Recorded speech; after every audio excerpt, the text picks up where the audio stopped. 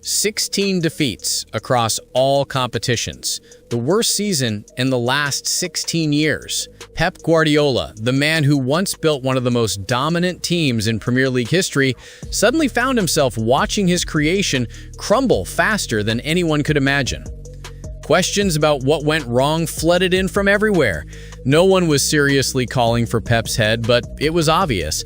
Something inside Manchester City was broken. The team's collapse was just too hard to ignore. The breaking point came when City got knocked out of every single competition: the Champions League, the Premier League title race, the League Cup, and even the FA Cup final, where they fell to Crystal Palace. Throughout the season, Pep looked like a man on the edge, constantly nervous on the sidelines, bursting with emotion, even physically hurting himself during games. Things got so bad that in December 2024, he and his wife filed for divorce after 30 years of marriage.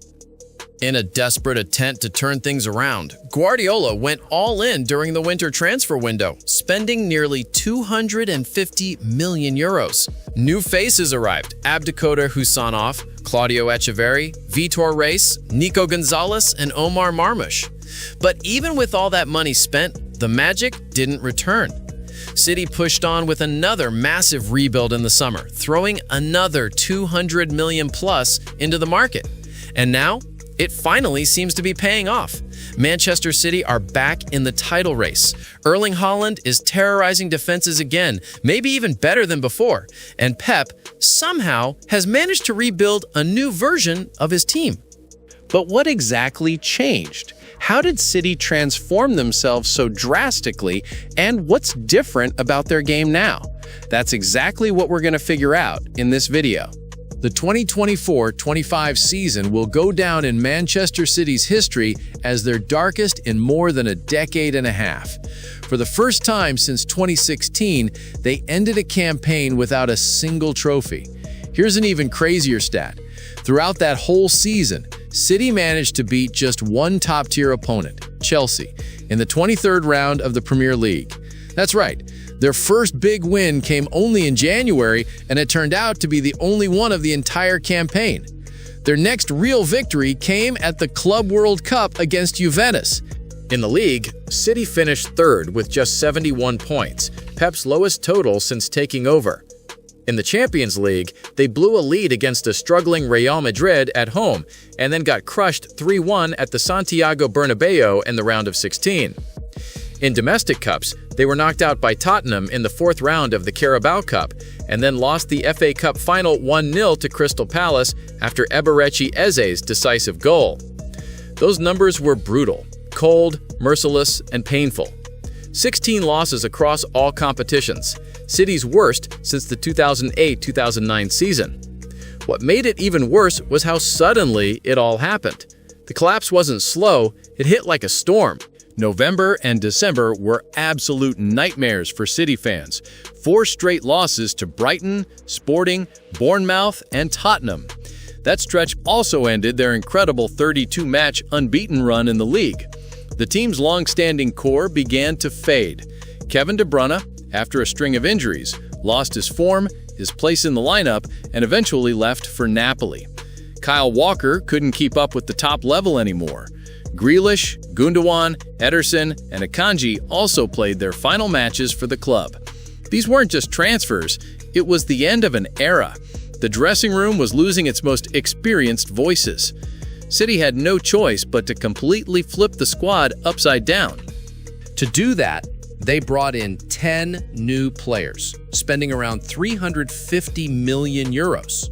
Ryan Ait-Nouri came in to fix the left-back issue, Tidjani Reinders to strengthen the midfield, Ryan Cherki to add creativity, and Gianluigi Donnarumma as the long-term goalkeeper, though knowing his temperament, that might not last too long.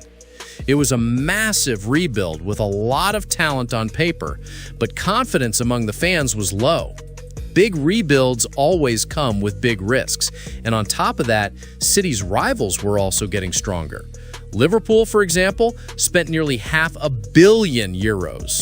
Even mentioning Arsenal gives City fans chills.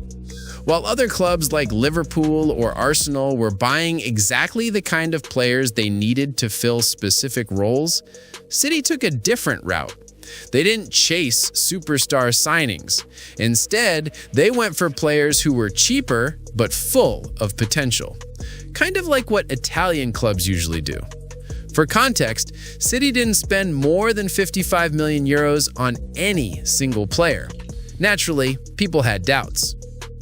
But right from the opening game of the new Premier League season, City smashed Wolves 4-0, a perfect start. Then reality hit.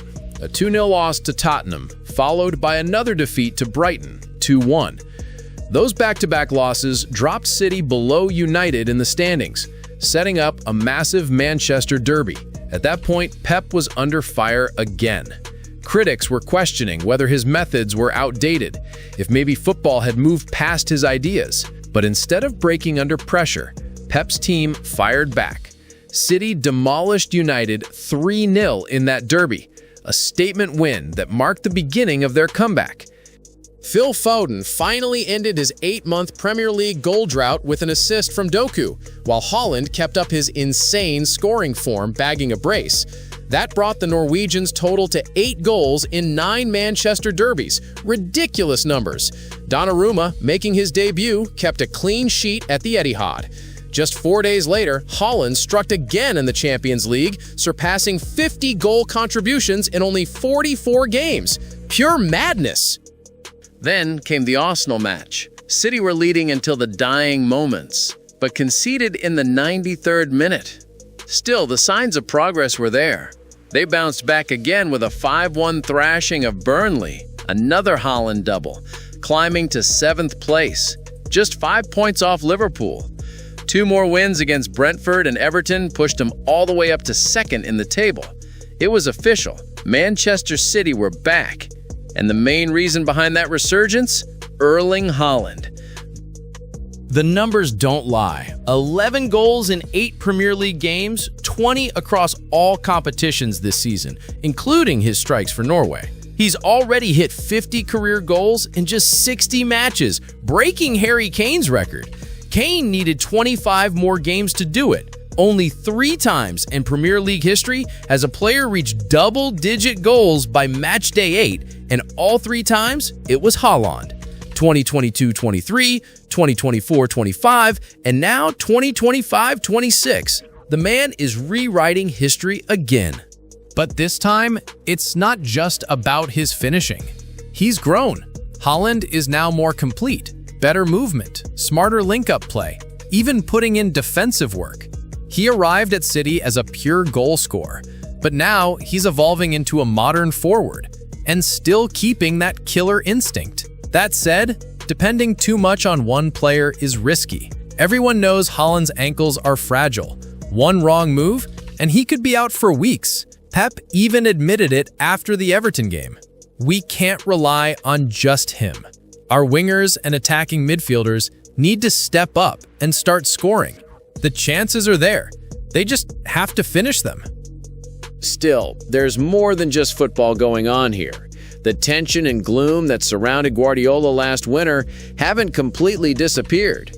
Close friends say his divorce was painful, though in some ways it freed him. With his marriage no longer hanging over him, Pep could finally focus entirely on football. For years, he and his wife lived separate lives, she managing business in Spain while he worked in England. Now, he's fully immersed in the game. But here's the real question. Does he actually want that? Maybe Pep's just tired. Tired of Manchester. Maybe even tired of football itself. After so many years doing the same thing, staying motivated gets harder, even for a genius. Very few people in football history can keep that fire burning for so long. Regardless, Liverpool and Arsenal are still the top contenders for the Premier League title, but City are right behind them. The team that looked lost back in September is now back in the race and ready to fight for trophies again. A rejuvenated Haaland and a refocused Guardiola sounds familiar, right? So what's really going on at Manchester City? It's simple. They're doing what they've always done, responding to setbacks with ruthless efficiency. After 12 months of pain, Manchester City look hungry again, sharper, colder, and more pragmatic. Just like in their prime seasons, they're back to playing for results, even if that means adjusting their style to match the opponent. We saw that against Arsenal, and even in the Manchester Derby. Pep wasn't afraid to let his team play on the counter when needed. So what do you think? Can Guardiola really rebuild this team completely and bring City back to the top again? Or is this just a temporary flash of brilliance? Let me know your thoughts down below.